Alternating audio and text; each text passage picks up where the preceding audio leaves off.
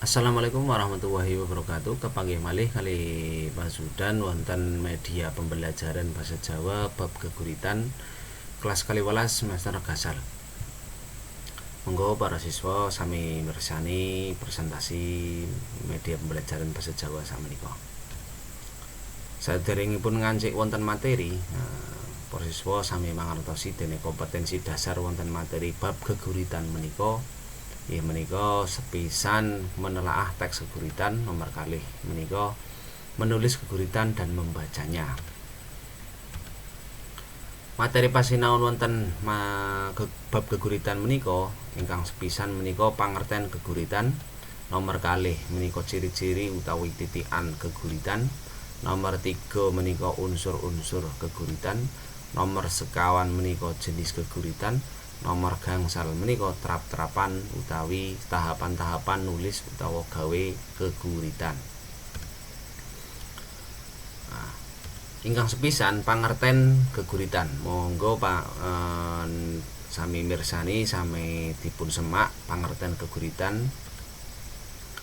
Geguritan yaiku wohing susastra kang basane cekak, mentes lan endah. Cekak menika cendhek pendek, mentes niku berbobot, lan endah-endah niku indah. Tegese ukarane orang gladrah. Nah, teng mriku gladrah niku nggih cekak, maksudnya mboten panjang utawa ora dawa. Tembunge duwe makna kang jero, mentes berbobot lan nggunakake tembung-tembung kang rinengga. Teng mriki wonten purwakanthi swara, sastra lan basa. Niku umume nganggene purwakanthi swara, sastra lan basa. Wujude geguritan menika nggih panulisane kanthi bait-bait utawi gatra. Geguritan iku kalebu puisi Jawa modern, gagrag anyar. Amarga ora kaiket dening patokan tinamtu kaya dene tembang mocopat.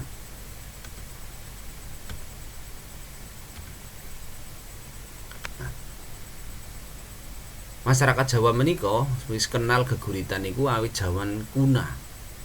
Jaman rumiyin niku pun ngertos wonten geguritan, pun paham. Ing jaman biyen masyarakat niku gawe geguritan niku nggunakake basa Jawa Kawi utawa basa Jawa kuno kang diarani kakawin. Nah, wujud prosane sinebut parwa. Rikala ing jaman basa Jawa Tengahan utawi jaman Majapahit, geguritan katelah kitung. Ing jaman Surakartanan geguritan katelah tembang. Tembang teng mriki wonten 3, tembang gedhe, tembang tengahan, lan tembang cilik utawi mocopat. Kadosta kala wingi bab mocopat nggih menika ingkang sampun disipun sinauni wonten tembang kinanthi. Nah, nanging bareng sampun ngancik jaman kamardikan nalika taun 45-an ana geguritan kang wujude beda banget karo geguritan jaman saiki sing wujude bebas ora kaiket. Nalika taun 2000-an niku geguritan biasane kawiwitan saka tembung sun gegurit. Tembung sun gegurit menika teng mriki nggadhahi teges sun niku ingsun utawa aku, lan gegurit iku kang tegese puisiku, geguritanku. Nah, teng mriki dados tembung sun gegurit niku berarti geguritanku.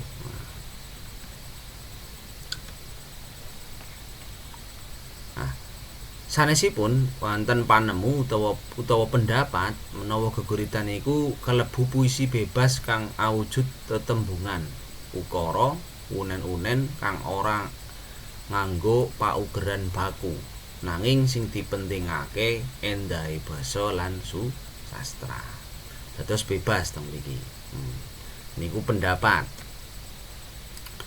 Biasane kanggo mujudake geguritan bisa dirasa endah, salah sijine iku nggunakake basa rinengga. Basa rinengga niku basa-basa ingkang kangge perumpamaan kadosta purwakanthi, bebasan, pepindhan, lan panyandra lan sapanunggalane.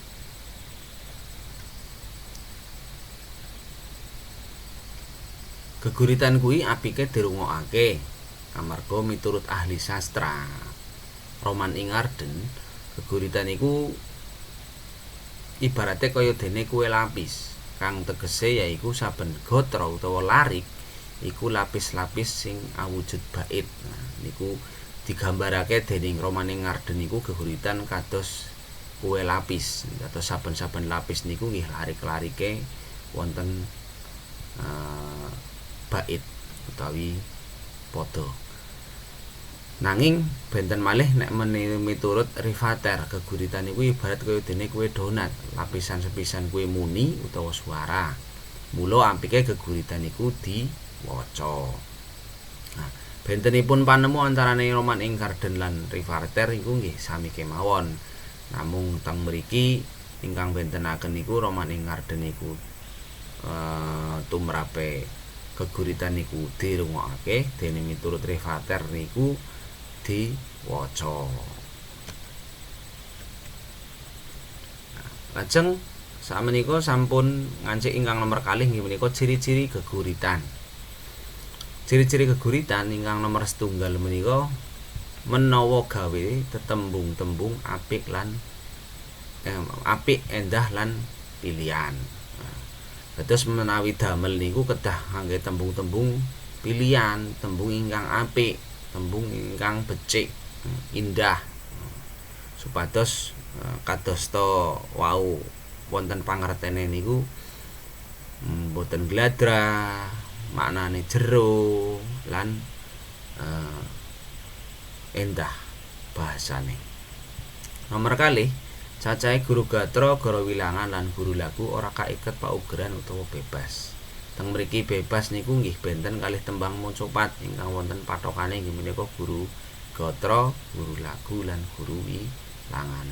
Teng mriki bebas gatrane badhe pinten sedasa, sekawan saben baite napa 6 napa pinten. Lajeng guru lagune mboten kepatok a i u e o ne. Lajeng cacahipun guru wilangan nggih mboten ditentokake kalian paugeran. Dados bebas menawi badhe damel utawi niku saking ciri-cirine geguritan. Sajake bebas, isine apik lan becik. Niku nggih mestine amargi saklebeting geguritan niku mesti wonten amanat utawi pesen ingkang badhe diandharaken dening panulis. Umume isine ngemot maneka warna bab antarane sindiran, kritikan, pitutur utawa piweling. Nah, geguritan niku biasane nggih kados niku, sindiran, kritikan, pitutur niku pesen-pesen ingkang sae, piweling niku nggih pengeling-eling kangge sinten kemawon ingkang maos utawi ingkang mirengaken. Biasane nggunakake basa Purwakanti, swara, sastra lan basa. Niku ingkang wau wonten ngajeng sampun dipun pasudan andharaken. Lajeng teng mriki ingkang nomor 3 unsur-unsur geguritan.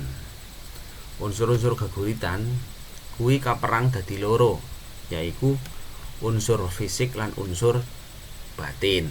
Nah, ingkang badhe dipun andharaken ingkang sepisan unsur fisik niku napa kemawon. Nah, unsur fisik geguritan niku antarane ingkang A niku diksi. Diksi niku napa? Diksi niku pilihan tembung utawa kata.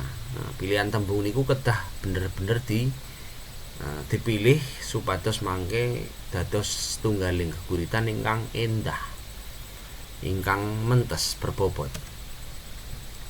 Nah, teng mriki diksi niku nggadekake lan menehi tekanan basa. Nah, tekanan basa niku nggih saged alus, saged kasar, saged sedengan, utamane babagan tembung-tembung utama ing geguritan ingkang dados inti. Ing babagan iki bisa awujud irama lan rima.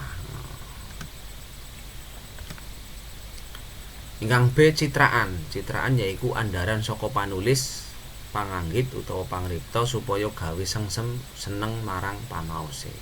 Terus daya imajinasi saking penulis niku kinten-kinten samangke menawi dipun waos utawi dimirengaken geguritan menika niku dados sengsem utawa seneng saka sing maca utawa sing ngrungokake. Lajeng ingkang C niku majas. Majas yaiku ukara kang bisa narik kawigaten. Majas teng mriki niku sami kemawon kadosta wonten ingkang awau inggih menika ngenani diksi pilihan kata. Teng mriku biasane pilihan kata niku nganggene majas. Majas niku biasane ngangge perumpamaan tembung-tembunge kadosta majas. Tengene bahasa Indonesia niku personifikasi, ironi, hiperbola, terus membesar-besarkan, terus menyindir, lajeng benda mati kados benda hidup niku majas. Kados personifikasi niku benda mati di perumpamaan kados menungso. Tuladhane banyu kae nembang kaya dene suarane penyanyi. Niku tuladhane napa angin iku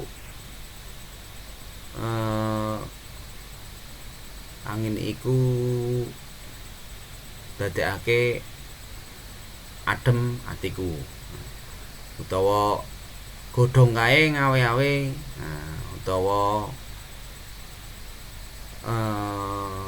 praupane kaya rembulan.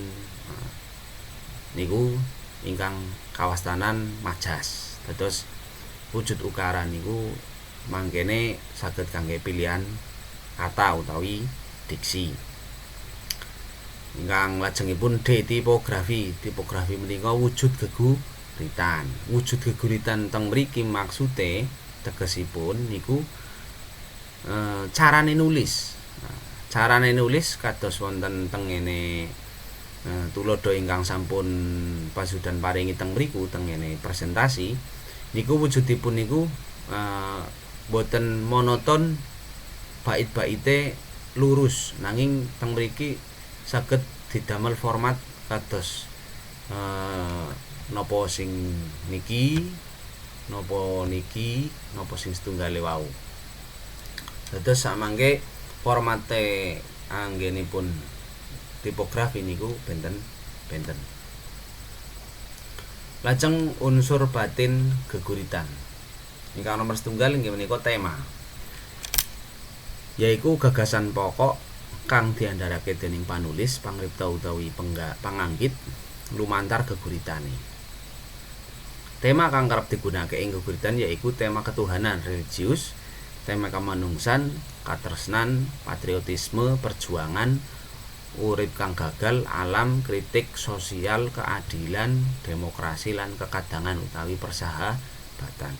Dados ide pokok biasane ingkang menawi badhe damel geguritan niku unsur batin saking geguritan niku biasane atas dasare niku diwiwiti saking gagasan pokok rumiyin napa ingkang badhe dipun pendhet temane supados mangke anggenipun ngrakit utawi damel wonten unsur fisik geguritan niku saged dirakit sakanthi leres lan sae.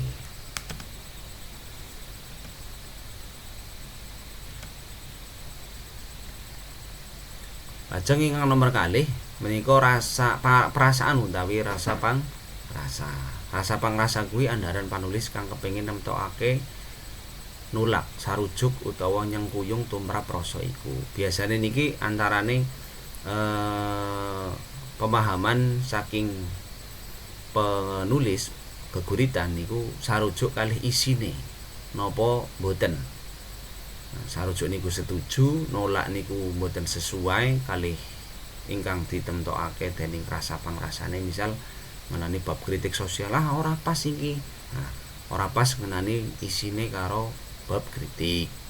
Wah iki cocok iki kanggo bab katresnan utawa nyengkuyung bab napa ke mawon. Dados rasa pangrasa niku isine geguritan niku nggih dirasa sesuai napa mboten, trep napa mboten, jumbuh kalih temane napa kem mawon napa mboten.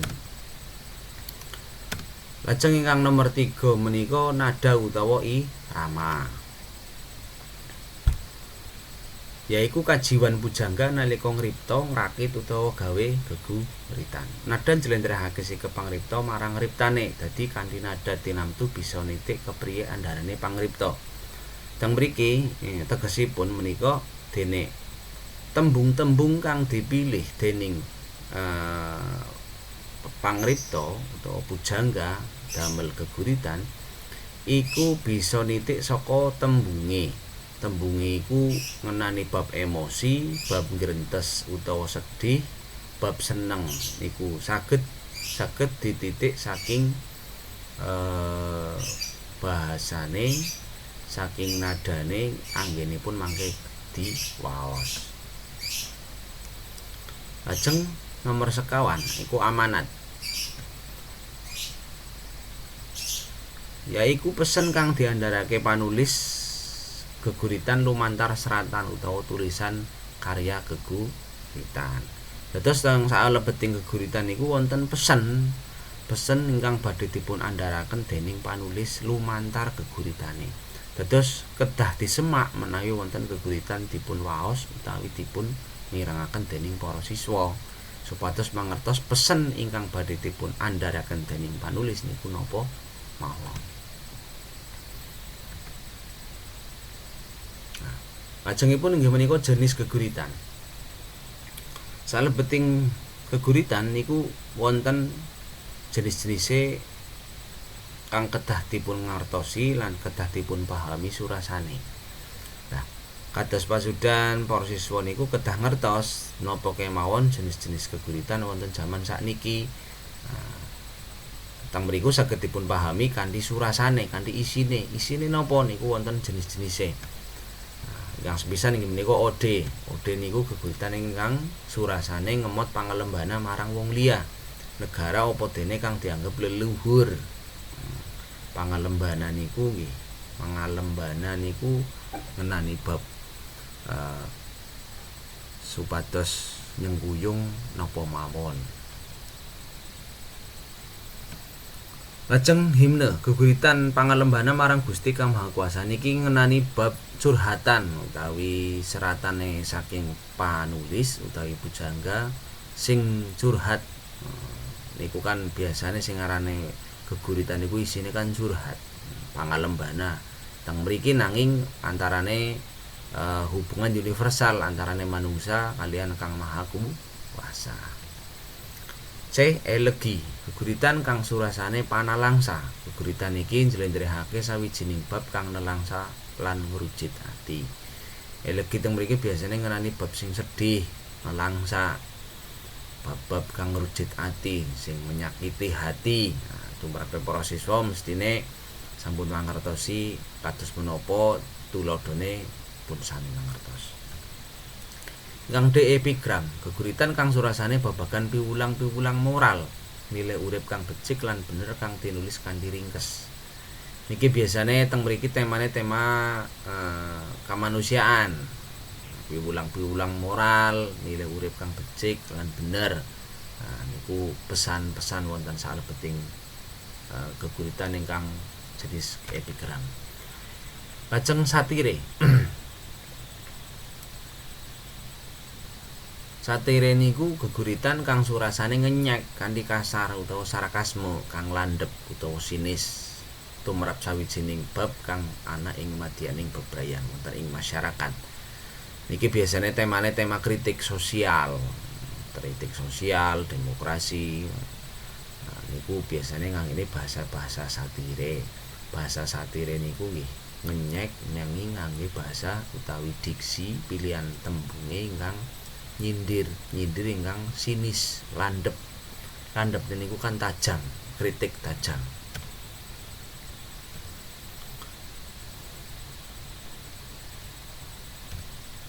Lajeng romansa teng mriki menika geguritan kang surasane babagan katresnan. Tresna ora mung antarane sisian teng mriki niku pendamping hidup, nanging tresna ing maneka warna bab. Marang alam, marang Kang Maha Kuasa, marang anak, marang kanca niku saged dados mboten ingkang tresna ingkang wujud sisian utawi pendamping hidup. Lajeng balada. Balada niku geguritan kang surasane babagan cerita utawa lakon kang nyata utawa mung lamunan pujangga. Balada niku niku wau ningali saking tegesipun nyritakake bab cerita utawa lakon nyata. Terus misal tokoh Indonesia perjuangan sinten Soekarno, Hatta, pahlawan proklamator didamel geguritan, apa Jenderal Sudirman, utawi menawi mboten wonten lakon ingkang nyata nggih, namung imajinasine saking pujangga kemawon. Sinten niku nggih saged sinten kemawon ingkang dados lamunane. Niku daya imajinasi gumantung kalih panulis. Ingkang pungkasan inggih menika trap-trapan nulis geguritan. Nah, nulis geguritan ingkang sepisan menika nemtokake ide utawa tema. Niku penting. Terus para siswa menawi badhe damel geguritan niku sampun nemtokake irah-irahane nanging nemtokake temane rumiyin. Umume lare para siswa niku anggenipun badhe nulis utawi damel geguritan niku biasane bingunge menawi niku pertama mawon ingkang dipun karang irah-irahane rumiyin, dados mangke isine bingung. Langkung sae niku nggih ide utawa temane. Temane napa? Religius, napa kamanungsan, napa ngenani katresnan lan sanes-sanesipun. Dados lumantar maca, nonton lan ngrasakake marang prastawa lan pengalaman pribadi niku saged kangge nglumpukake informasi kangge nemtokake tema wonten ing masyarakat utawi antarane kamanungsan lan ketuhanan. Nomor kalih menika nyaring, milih utawa nyaring informasi teng mriki prastawa kejadian, tema, ide, gagasan kang narik kawigaten saka tema kang dienggo. Nah, terus disaring sebanjure nembe dipikir, terus direnungke, nembe ditafsirke. Temane jumbuh karo konteks teng mriku kalih isine, karo tujuane napa mboten ancase lan pangerten kang diduweni. Terus isine niku disaring temenanan. Oh iki wis jumbuh, oh iki urung. Iki tembunge ora jumbuh karo tema. Iki ora pas karo konteks. Iki ora pas karo tujuane. Sing akhire ndadekake mengkone sing arane gawe geguritan iku kudu ngerti amanate apa sing sakjroning geguritan. Mula kudu disaring dhisik sadurunge mengkone dadi.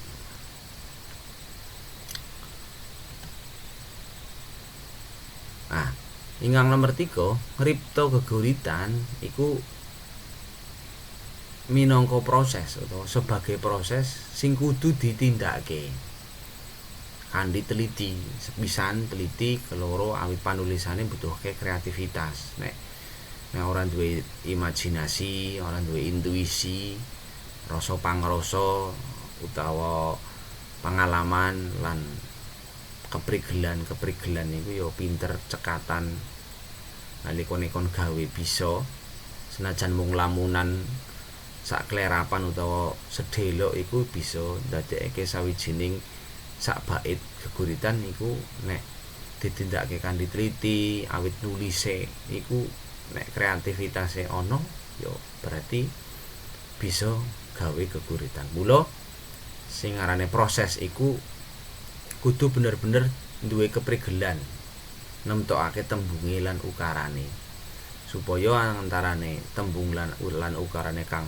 trep, cekak, aos, endah lan nengsemake nek wis bisa sebanjure bisa ngasilake tembung-tembung kang bermakna kabentuk, karakit lan kaweka minangka dadine geguritan. Menika media pembelajaran bahasa Jawa bab geguritan kangge kelas 12 semester gasal. Matur nuwun. Sampun kesupen dipun subscribe, like lan komen wonten channelipun Pak Sudan menika channel Sudan channel. Matur nuwun. Wassalamualaikum warahmatullahi wabarakatuh.